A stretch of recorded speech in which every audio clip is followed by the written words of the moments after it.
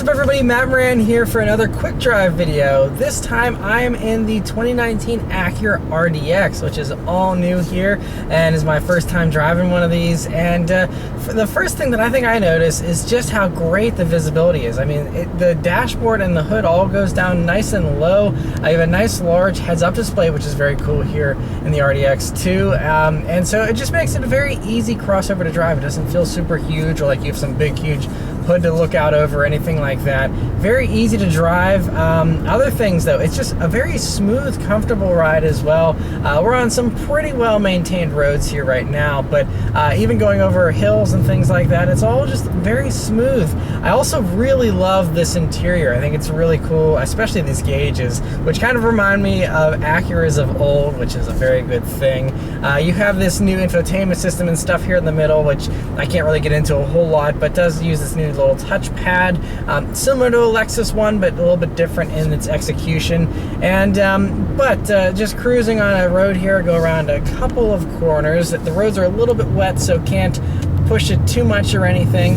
This has the super handling all-wheel drive though, which should help with putting that power to the ground. I am noticing that even though this RDX is larger than the previous version, it doesn't seem too big. It doesn't feel like it's much heavier, although it's been a long time since I've driven the previous gen RDX, back when those actually first came out.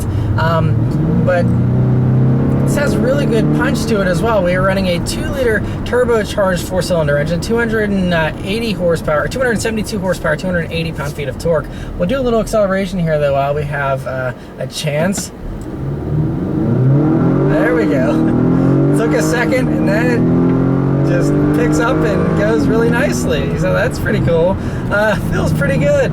Do another acceleration. This time I'm gonna put it into manual mode and try it again. There we go, first gear, automatically wants to go to second. This is a 10-speed automatic. Pretty quick shifts whenever you're doing what it's expecting you to do. Whenever you do something unexpected though, the shifts are a little slow. Honestly, it feels even a little slower than what I remember from the Accord that I reviewed, and that also had the 10-speed.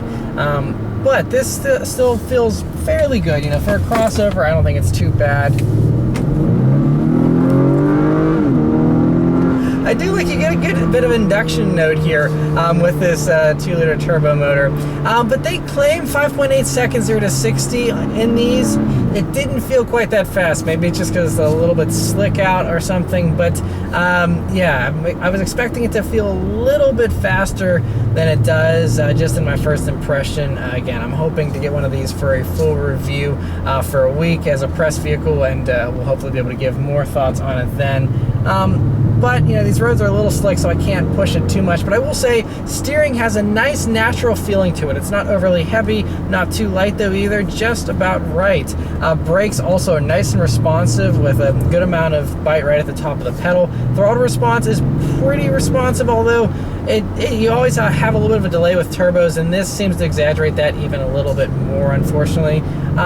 But once you start using it, then it is very responsive. It's just a little bit of a tip-in point before you really start getting any action there as well. But even on rougher roads like the one we're on right now, it's not that loud in here. It's a very luxurious feeling to the driving experience. And like I said, smooth above all else. While still, there is a little bit of body roll here, but that's what you would expect out of a luxury crossover. A couple other things I want to highlight about the interior here as well, very briefly, is everything is really nice and softly padded. All the touch points feel great. Everything feels pretty nice and expensive. At the top of the dashboard could be a little bit nicer, but it is padded plastic and feels nicer than your average plastic does. It certainly feels nicer than what you get in something like a Honda. And you also have the open port wood trim, which feels great. Lots of storage space, and a very roomy feeling interior. But yeah, so I think that's about all my initial impressions here on the RDX I can get out of this very short little drive. But I'm really impressed with it.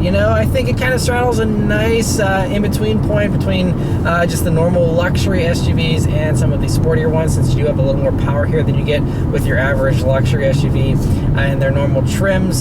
So yeah, it feels pretty good. Anyway, huge thanks to Acura for bringing this vehicle to the Waffle Rally. Thank you guys very much for watching, and I'll see you next time. Take care. I'll leave you with an acceleration here.